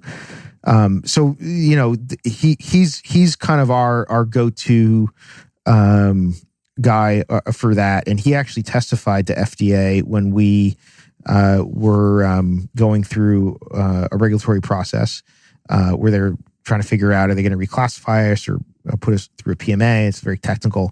And he got up, talked about the study, talked about how important these kinds of technologies are for rehab, and had a very positive effect at FDA. And he continues to work with us as a volunteer on our board. Oh, that's cool. Well, it makes sense from three different standpoints. One is encouraging your body to promote production of dopamine, right? Which is, when you smoke crack, that's what you're doing. You take a drink, you do whatever. I mean, ideally. Use your phone. Yeah, exactly. I'm going to get into that. Yeah, that's my current drug of choice. Right, exactly. So, we want more dopamine, and we don't want to become immune, burn out those receptors. Right. And so that definitely I wish we had more data on the dopamine that was clinical data, but yes, there's been some studies with rats with brain stimulation that shows influence on dopamine pathways. So I would say it's promising and probable that's a big part of it. But we don't have definitive data on dopamine pathways. Sure. But it looks with rat models very promising. I appreciate the clarification and the your forthright nature. And then the other thing is obviously helping with the depression and the anxiety. I mean, that's why addicts and alcoholics do what they do, because they have acute levels of both of those sensations. And anything that you can do, to me, to help turn down the volume on those the thermostat senses. Yeah, it's like the chances of you then going, oh my God, you know what? F it. I'm just going to the liquor store. I can't deal. I'm just reached my top level of anxiety. Or you feel that lower states of depression where it gets down into shame and apathy, and you can't claw your way out of that. So cool, I'll get some cocaine or whatever it is. So on that, and then also, I know, having lived this life, for better or for worse, is that when you use and drink, your sleep is destroyed, and you lose all sleep hygiene, habits, discipline, and just physiologically, you just don't have the capacity to sleep because you're up, you're down, depending on what your poison is, and the dose, of course. Sleep is just a non-existent thing in most addicts' life. So if you're improving mood, you're improving sleep, you're absolutely improving an addict's ability to stay sober. And I highly encourage any company that's coming up with anything that doesn't have side effects that's going to help people get out of that cycle, because having been there, it's a horrendous way to survive. I mean, you have no life, you don't live, you feel dead inside, and it's just, I can't imagine anything worse than having that be your fate and having no chance of getting out of it. So that's exciting. But healing sleep, you can heal so many things with it. Right. Yep. Right. Yep. I mean, that's the anchor to all physical and mental health, I think, and emotional health. Just having spent more time working on my sleep in the past few years, I mean, it's had a drastic improvement on my life. So I use it for that reason. I use it not every night, but I use it most nights. That's what I use the device for. The one thing I wanted to ask about that, back to the Phoenix House study and the addictions, do we know anything about this type of therapy, whether it's your device or just, these therapies in general, in terms of not just uplifting someone's mood and improving their sleep so they're less likely to act out addictive patterns and things like that, but is there anything here that's going to help me be less compulsive with Instagram, or being addicted to Cheetos, or just kind of addictive compulsive behaviors in general that you're aware of? No, I don't see that, and I think I don't see, for instance, the device from the feedback we're getting, for instance, helping reduce mania in bipolar patients. It helps the depression, but it's not. It will help reduce anxiety, but in terms of, it's not going to just quench out manic episodes. It can reduce anxiety, but there's more to mania than anxiety, and I think in terms of the dopamine stuff with cell phones and so forth, I mean, I think that's an under appreciated. I wish Facebook was devoting more resources to figuring that one out. Obviously, I mean, there's been interviews I've read with Sean Parker where he said when they were creating Facebook, they literally referred to the like button as a dopamine drug. I read that. Yeah. And so now we have 1 billion people using Facebook and Instagram now. Yeah. And we have kids using it. I have a 4-year-old. Kids using Instagram at 10 years old, they have a dopamine drug in their hands. And with a developing brain, just like it is with, I think that's probably the problem with Juul and some of these nicotine products now, is that, there's just not a lot of research on how they impact young developing brains. And so unfortunately, I think there's probably going to be a lot of mental health issues for a long time because of these technologies.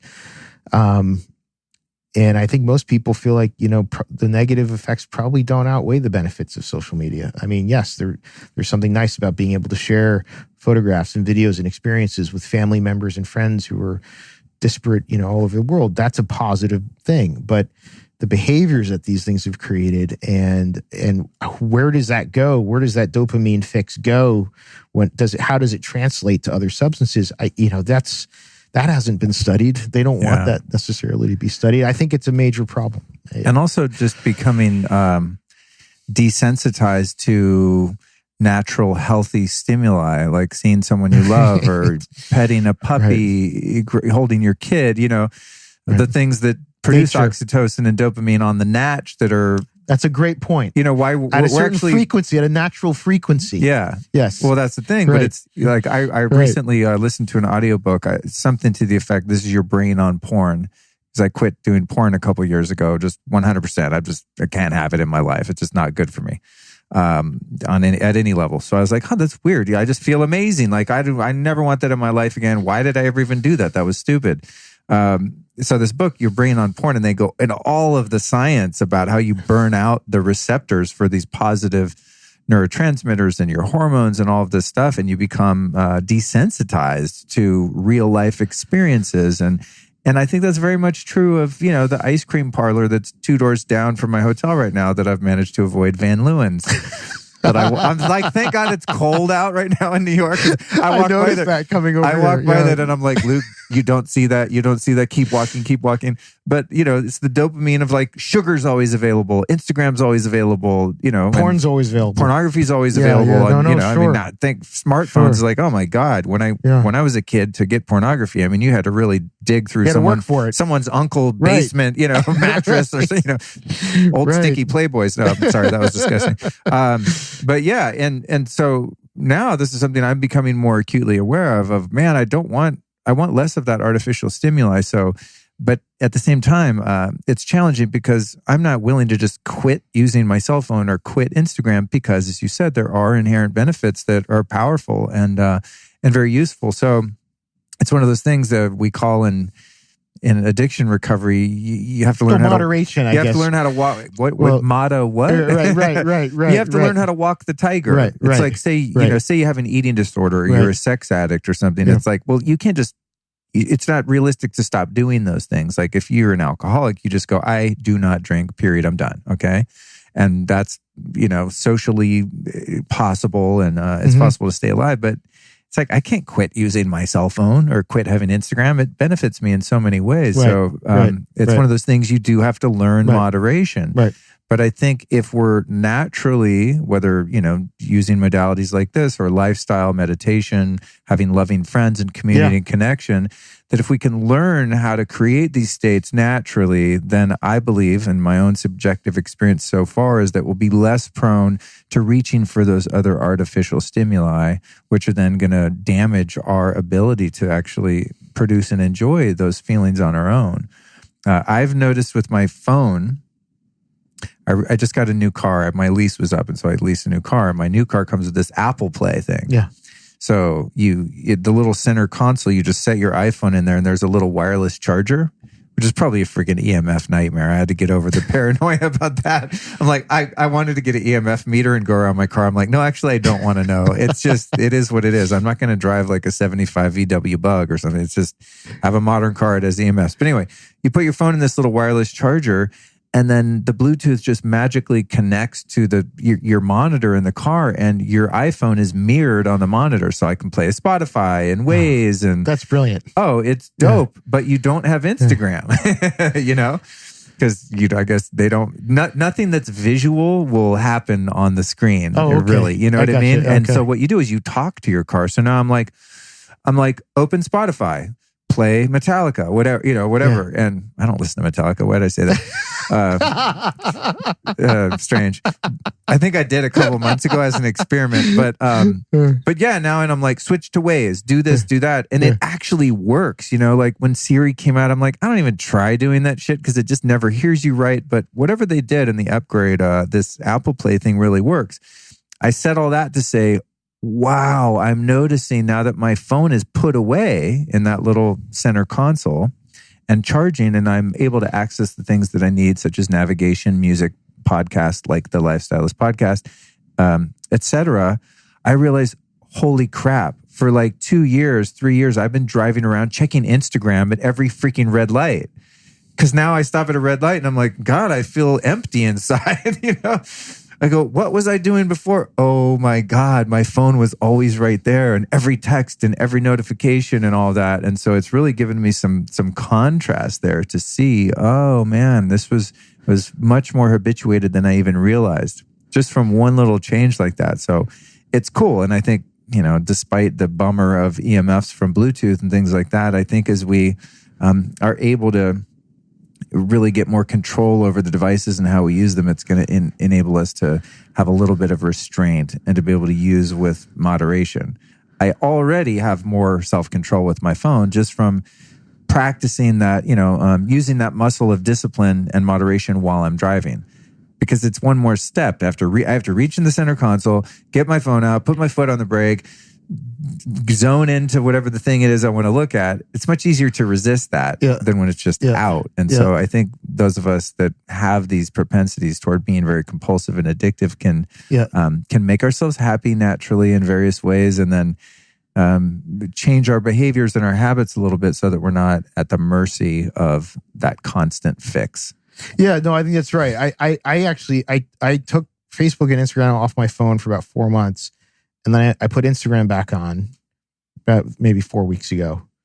And just having that little break, first of all, the immediate aftermath of taking it off my phone, I was really aware of when I was like, wait, I want to see it. And it's not there. And so that was interesting. And then when I went back to Instagram, I kind of just pared down my feed. And so it's a little bit more now versus when it was. It's less kind of super stimulating. Like I was following like a lot of kind of stimulating stuff. I mean, and now I have maybe a couple things that are like that. And then mostly it's more like family friend. So I find that I've kind of changed what I look at, but I think the other really good thing about the phone, which is coming, which is very interesting. There's a company called MindStrong, which was founded by Incel. I think Tom is his first name, Tom Incel, who is head of NIH, and he started this company MindStrong with some venture backing, and he is able to diagnose. He's now done this statistically with clinical trial data. He can diagnose depression basically as accurately as a psychiatrist can, based on how you use your cell phone. Whoa! And so the frequency of your messaging, and he can actually tell when people are going from, say, a manic state to depressed state by how they use their phone. And there's now other stuff that's being developed with facial recognition where algorithms can read your mood based on what the camera's seeing. And so I think there's some interesting diagnosis tools that are now being developed through phones. And the other thing I like that is telemedicine. I mean, I think, for most people, I mean, if you're in the city, if you're in New York, it still can be a half an hour to go see a shrink on the Upper East Side if you live downtown, right? But if you're out in a rural area, how do you, or even a suburban area, it's just not convenient to go. And I think the difference between psychiatric medicine and kind of traditional, like if I have a cold and I go to a doctor, if you have a cold and you go to a doctor, you have a physical problem, they have to give you a physical exam. They take your blood pressure, they look in your eyes, your throat. For mental health, there's no physical exam requirement. So you can actually conduct the whole thing over the phone. And we're talking to New Hampshire Medicaid and some other Medicaids now that we've got in Maine. And there's a lot more receptivity to having telemedicine be the kind of point of contact. So if you can kind of remove a physical doctor visit and have that on the phone, I think that makes mental health care a lot easier. It will make it less expensive and a lot more convenient. So aside from, where Facebook and Instagram, what they're doing to us, I also think in the grand scheme of things, it's still pretty new, right? I mean, I haven't been looking at Instagram for that long, right? Maybe 2 years or something like that, 3 years. I don't know. So these things are going to become, I think, also we're going to learn to handle them better, and we're going to learn to be better parents about them because we've been through it. Like we know what they can do now, and so like I'm not going to let my daughter become a phone addict. And maybe if it was 10 years ago, I wouldn't have maybe been as vigilant. I may not have known what was on there. Yeah. So I'm actually pretty bullish on cell phones for healthcare. I think, there's sensors now where I've seen phone cases that you put around the phone that protect your phone that actually do the heart rate variability and all the stuff. So you can track your vitals every time you pick up your phone. And so I think there's just a lot of cool stuff that's going to happen through that. Yeah. Double-edged sword. Double-edged sword. A lot of possibilities, but also risks involved. Yeah. Yeah. Well, Kelly, listen, man, I really appreciate you taking the time. Oh, this has been a pleasure. Yeah, dude, we went a pretty deep dive. It's funny because my assistant Lisa was helping me with the last recording, and she said, "Do you need me to stay for the next one?" I said, "No, it's a really focused talk. It'd probably just bang it out in an hour. It's going to be no big deal." And how long have we been here? I don't even know. 1 hour and 29 minutes, my friend. That flew by. Yeah, it does. It does. I did a talk last night on flow states, and one of the indicators of flow state is timelessness, where you just kind of have it. And I love great conversations like this. So thank you. I've learned a lot from you about all kinds of things today, have the members of our audience. So who then have been 3 teachers or teachings in your life in any respect that have benefited you that you might be able to share with our audience so that they might be able to look them up and learn from them as well? I may go kind of out there with that. Go for it. There's a book, I Am That. I don't know if you're familiar with it. Are you kidding me? Okay. Nisargadatta Maharaj? Yes. Yeah. Oh my God, I can't believe you just said that, bro. That is next level. That was the first That's probably my number one book in terms of I get blown away every time I open that book. Dude. I wish I had met that guy in person. That is so crazy. That was the first spiritual book I ever got in my life. And all I could comprehend was the back cover where they talk about how there's a building and then he's in this little room and then the building gets destroyed and, is the space gone? I mean, it was just this. You know what I'm talking about? Yeah, it's on like the back cover. It's this very. We may have different, I have it's like a yellow, but I'll check the back cover out. Now that you mine was the blue one, and my cousin brought it back from India, and he's like, "Man, I found the answer." And I used to smoke weed and just and I would try to read the interior of the book, and I knew there was truth there, but I didn't understand it at all. But I did kind of get the back cover, and it was a window into another sort of version of reality. And that version, I guess you could say, is non-duality from a Vedic perspective. But I never meet anyone that's heard of that book at all. So that was, you really caught me by surprise. One of my favorites. I was introduced to that book at the ashram, Ananda Ashram. Oh, cool. Which, if you haven't been, is worth checking out. Maybe next time you're in New York. It's not that far out. And then I mean, on kind of the other side of that, I'd say, I guess you're asking for teachers. I mean, I look at that as teachings. I mean, as a quick aside, before I co-founded Fisher Wallace with my partner, I actually adapted The Art of War for HarperCollins. So I did that for almost 6 years. I was kind of I read the text by Sun Tzu hundreds of times, and then I adapted it into a graphic novel. So it's The Art of War.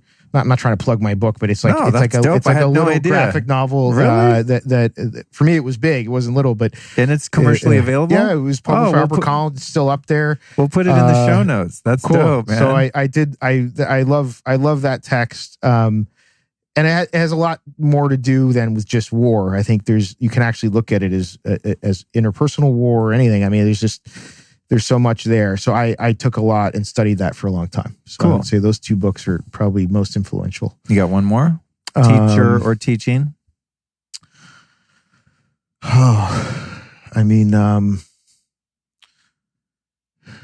keep a kosher kitchen with my wife. We definitely have a lot of Torah, but that's funny. I just spent 2 hours talking about the Torah before. Yeah, I mean, that's great.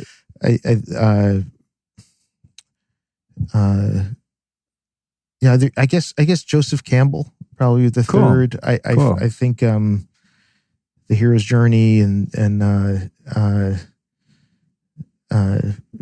there's something very powerful about even looking at religious texts through that lens and kind of like similarities between Buddha and Christ in terms of how the stories of their lives are structured. It's just very interesting, and I think looking at our own lives and choices in that lens. Those are just some of the teachers. Perfect. So, those are great, man. We'll put them in the show notes. Those of you listening that want to get said show notes, go to lukestory.com/newsletter. However, if you're on a US-based phone, you can just text one word to me, and I'm going to send you the newsletter every week, including all the show notes, like the ones that were just mentioned. If you text the word Lifestylist, all one word, all lowercase, Lifestylist, to the number 44222, you'll be instantly added to my email list, and you'll get the show notes with all of the links that were just mentioned and everyone to follow. Speaking of links, where can we find you, your companies, social media, anything you want to give us that we'll put in the show notes for this episode? Sure. So, definitely circadia.info. Circadia as in circadian rhythm with a C, folks. Yeah, without the N at the end. So just circadia.info, INFO. We actually put a Luke Story product in the on the collections page. Cool. So it's easy to find, and and I'll also, when I go record the intros and outros for this, I'll put whatever codes. I know there were some codes like that and things, so I'll make sure to fill that in. Codes are great, but no, we made it so you don't even need that. You can just come and you see it, and boom, it's there. And FisherWallace.com is our medical device site. FISHER Wallace.com. That's it. Awesome, dude. Well, thanks for coming by, man. Really great to see you. Glad we got to do this in person instead of a lame Skype so much call. better. Yeah, thank you for coming to New York. All right, see you next time. All right, take care. So that was some good news, right, folks? Now we understand that we aren't left with, just pharmaceutical and surgical interventions for some of these issues. There's ways that you can heal just about anything. And one of my highest priorities as host and creator of the Lifestylist podcast is to make sure that I'm always on the lookout for the latest and greatest devices, technologies, supplements, lifestyle hacks, etc., that help to improve your life and really to help people overcome these issues without having to go to the doctor. I can't stand going to the doctor. I don't know about you, but I want to fix my own body. And now as I sit here and record this outro, I'm literally sitting here with the Circadia strapped to my head. And if I close my eyes, I see flashing lights. It's really fun. I don't know that I can concentrate so well with this thing on, but here goes for the outro. As I said earlier, our guest Kelly was kind enough to give you guys a $50 discount if you want to check this thing out. It's normally $3.99, but you can save $50 with the code Luke if you go to circadia.info. That's Circadia, like circadian rhythm.info. And you save $50 with the code Luke. And you can always find all this stuff at lukestory.com/store. Speaking of my website, listen, if you're going to be in Los Angeles, February 23rd, 2019, I would really love for you to come spend the night with me. Let's spend the night together at the High Love Experience at Rama in Venice. Really great venue where I've done yoga teacher training for Kundalini Yoga. I do classes there on a regular basis. It's an amazing place, really great people. And if you come to this event on February 23rd, you're going to be hanging out doing Kundalini Yoga, breath work, all kinds of really out there stuff with yours truly and a bunch of other Lifestylist podcast listeners. So come hang out with me. If you want to get into that event, I suggest that you jump on it before it sells out. You can find your ticket at lukestory.com/events. Next, let's thank our 3 sponsors. First one is Cured Nutrition. Really great CBD products. If you want to check them out, go to curednutrition.com/The Lifestylist. Use the code Lifestylist and save 10% off. That's CBD foods and products at curednutrition.com/The Lifestylist. Next up, my friends over at Juve. Every time I say Juve, I get happy. You know why? Because right across from this microphone, on the other side of the room, every goddamn day, I stand naked in front of these crazy red lights, and it makes me feel awesome. Now, I recently added my X3 bar workout to my morning Juve session. It's about 10-15 minute crazy ass workout. I've got an interview coming up with the inventor of the X3 bar named John Jaquish, PhD, a brilliant guy who essentially created this little plate. I'm supposed to be talking about the Juve, but it's all kind of one rhythm, man. It's this little plate with these gigantic ass vinyl rubber bands, latex rubber bands, and an Olympic, like lifting bar. And you hook these giant rubber bands onto this plate and you stand on it and you use it like lifting weights, but it works 3 times as well and 3 times as fast. And I'm not even shitting you. I'm not a mesomorph. I'm just tall and skinny. I've always been that way. But I've been using this thing like 2 weeks, and I swear to God, I actually have a couple muscles. It's the weirdest thing. So I like to stand in front of the Juve before, during, and after I do my X3 bar workout. If you want to check out the Juve, you can go to juve.com/Luke. That's JOOVV, juve.com/Luke. Use the code Luke at checkout, and they hook you up with the free gift. If you want to find all this stuff, just go to lukestory.com/store. You can find the X3 bar there too. It's badass. They're not one of our sponsors today. It's just a new thing I discovered, and it's super sick. So thought I'd tell you about it. But you know who is one of our sponsors? Our old friends over at Organifi. Go to Organifi.com/Luke. That's Organifi with an I. And those guys are giving you 20% off. 20, man. That's a lot. Es mucho. Big discount. Discounto grande, my friends. 20% by using the code LIFESTYLIST over at Organifi.com/Luke. If you want to know what to get, start with the Organifi Green and the Organifi Gold, and you will thank me later. Lastly, I want to tell you I've got an online course coming up, my first one ever. It's taken me 2 years to pull this thing together. It's coming along. Biohack My Travel, the jet lag solution. Everything I've ever learned to make travel not suck goes into this course. It's coming out in the next couple months. If you want to find out first and get in super cheap, go to lukestory.com/travel. Get on the wait list. lukestory.com/travel.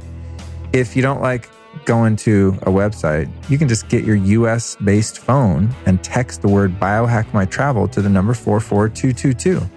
That's Biohack My Travel to the number 44222. If you text me there, it's going to ask for your name and email, and then I will email you the moment that class becomes available for sale. Thank you so much for joining me on this episode of Lifestylist Podcast with our guest, Kelly Roman. And I'm just going to be your friend right now and tell you to subscribe to the show because dudettes, you do not want to miss next week's episode, Buddha, Karma, and the Gradual Awakening with Miles Neal. One of the most thought-provoking, profound episodes of this show ever. That's number 189. Out of 189 shows, this was one of the best. Next week with Miles Neal. Until then, my friends, keep your ears clean until I jump back in them next Tuesday. This episode of the Lifestylist Podcast was produced by podcastmasters.net.